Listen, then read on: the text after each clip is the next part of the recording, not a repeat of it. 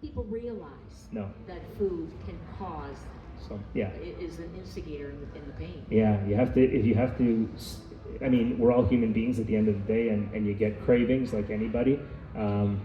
But for the most part, I have to be so mindful of what I'm putting in my body, or else I suffer the consequences. And the consequences are like, okay, then the pain's going to wake me up in the middle of the night. The day is going to start at 3:30 in the morning because I can't fall back asleep because of pain. So if I go to a Super Bowl party, it's either bring my own food, eat before, or if you're going through a hard time and you want to splurge, you do it once in a while. And sometimes I research that. It's like, you're human. You're gonna want to have the chicken wings once in a while, or the whatever. What else is that? Super Bowl parties. The salads, the pizza. Oh, like taco salad? Yeah, I don't know what they have. The dips, the Buffalo chili, dip. all the spices will Yeah. make anything that's spicy drives the pain like insane, which is crazy. And then you got to find a way to manage it. It's either the medication or or you're just gonna wake up early. So you have to stick to a whole foods diet for the most part. So like no white rice, no white pasta. It's all whole grains, whole wheat. And if you do, then again, go back to the suffering, the consequences, more not following the facts, suffer more consequences, more medication. That's what it is. Okay, so Yeah. before we get to you sitting down and deciding to write this book, Yeah. right now, okay, you're taking care of your health. Right. And are you doing, because I know you're doing a little bit of radio.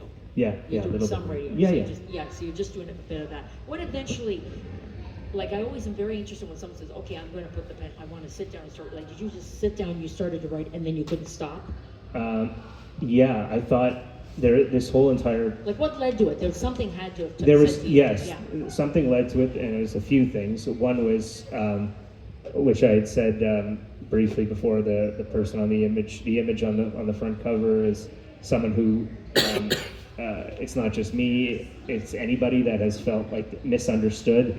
Like you can just get on with it with your day, and you can sort of adapt, which you should in a lot of scenarios. But I was kind of like I was praying, and I still pray every day, that people can be a little more mindful of others beyond just holding the door for others. So I'm talking about even like when, for example, how do you call it? And it's not anyone's fault, but like let's say going to a beach, and you go to a beach in the summertime, and it's a rockier beach and it's less sand, it's just rocks.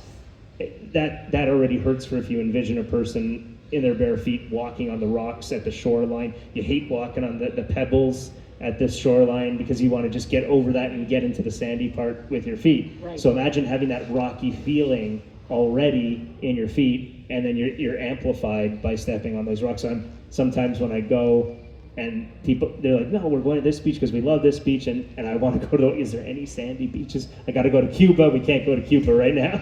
But, and so, this is what I mean, the extreme mindfulness of others is what I'm pointing to. But so it was a mixture of feeling misunderstood and not really ignored, but not just, it's also like, I would wear flip-flops at the radio station. They're like, Rob, why are you wearing flip-flops? It's like the middle of January, it's snowing, like I don't know, like, why are you wearing flip-flops? But it's because the pain is more withstandable in sandals, open-toed shoes than it is in closed shoes. At radio stations, you want to feel more comfortable, and so it's like they're not really aware, and there's judgment a little bit. It's like, it's there, and it's so I'm trying to like build a world where we're less judgmental, more compassionate, more empathetic, where it was a mixture of me feeling it, but also saying, I need to do this because the world needs to hear this. The world needs to hear this message,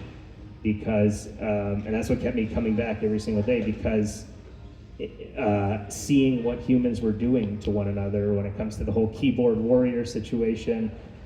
You see that they're constantly, when it was a different topic all the time. It still goes on.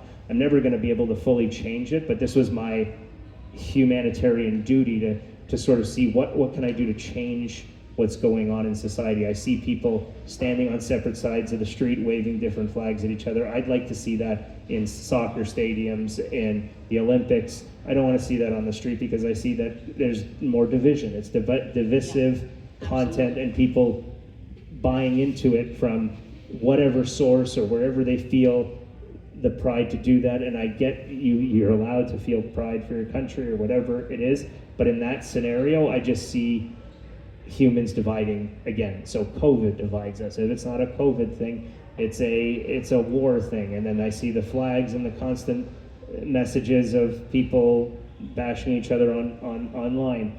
And if it's not a war thing, it's a politics thing. And then, but COVID was the thing that really launched it. I saw that was where the Band-Aid was ripped off in mental health.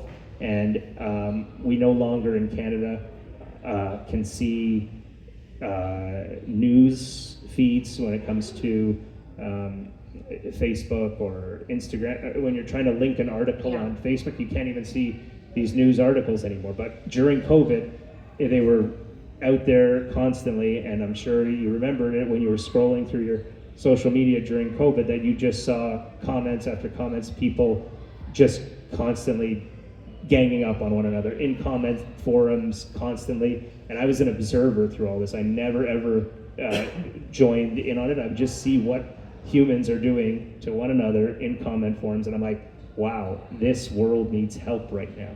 Now, this isn't I don't want to say it isn't a complete book, but it's a book of 4 short stories. Yeah, correct? it's 20 short stories, yeah. Okay, Yeah. so these short stories begin with that time period of COVID leading to present, or how? So it's basically they're each a short story of, like, they're fictional characters, fictional stories. There is like a mirrored image of the author saying, like, I feel a lot of these stories. I'm the one that's writing them, but I'm creating characters, fictional stories, but the premise is very much real, where people are not necessarily being mindful of the other person. And when I say being mindful of others, at the core of that is living with more of a focus on others other than just yourself. So, I think of it as this, I'm going to say not perfect because I don't believe in perfect, but the scenario I fully agree with, or what I want the world to get to this point of with humanity, is if you're on, like, and I write about this, I believe in the preface, is just, if you're on a bus, let's say, you're in Hamilton and you're taking public transit, and for instance, if I have my issues there and I'm sitting down in an area and the bus is packed, it's during rush hour, and I've got, electrifying pain, I had Super Bowl party food and it's really killing me, I need a seat, but then I see an elderly man that's walks up on the bus, and the bus is slammed because of rush hour, and he or she is walking with a cane, and it seems like they're in pain, and they're just in so much agony, they would love to sit down, and I just say, sir, ma'am, take my seat. No, you sit down, sir. No, come on, no, you can have the seat. It's I'm telling you, it's okay. And if you're fighting over that, that's what I want the world to get to. Yeah, I know. And I don't know if it'll ever get to that, but that's what I'm chipping away at it one step at a time. I'm always about trying to just get further with it day by day. We're never going to be 100% with it, because there's just people that won't be on board for this type of life. There are people south of the border that could have different attitudes. There's different mindsets, but this is me putting something into the world where I fully believed in it, couldn't put the pen down on most days. I felt more that I was into that more than I was radio, because radio is, like, to me, or what I've done with it, has been very surface level, purposeful work. But I say this to every announcer, is because I was told it by a popular podcast host, as that every broadcaster, every public speaker should visit writing at some point in time, because there is some deep, meaningful purpose beneath the surface. Now, there's 4 stories here, but I have a feeling, Rob, that this is only volume 1. But there's going to be more, because, there's going to be more situations that present themselves that you have to, Yeah. Really let the world in it, because you tell it in that mindful way. Yeah, it's just and I mean each story is they're all fictional, but what I'm trying to get the reader to be aware of is it's kind of like a learning situation, because you're trying to be a leader and an author at the same time. And what I'm hoping the student, the reader, whoever's picking up this book is going to learn is that I'm asking them to try and figure out if they can find the certain situations in the chapters where each character is not being mindful of the other person, not living with more of a focus on that person other than just themselves. And if they can find that point, highlight it, this and that, and be like, yeah, I know what he's getting at there. You may not agree with every story, and that's okay. You can agree to disagree, but I'm just trying to find ways of, and I'll give you an example. Well, the one that really resonates with me, and it may resonate with the audience, because again, it started in COVID. During COVID, what can I do with COVID? What can I do that's purposeful to distract from all this noise? And the one thing that came to mind, and we all live in, not all of us, but some may live in busy households where, let's say you have a big family and you're rushing to take a shower to get ready for wherever you need to go. And I wrote in the book, it was about a wedding. And that point in time, maybe it's happened to you in your family where someone's like banging on the door, like, Sonny, get the hell out of the shower already. It's been like 15, 20 minutes. We got to go. We got to get this. We're going to be late for the wedding ceremony.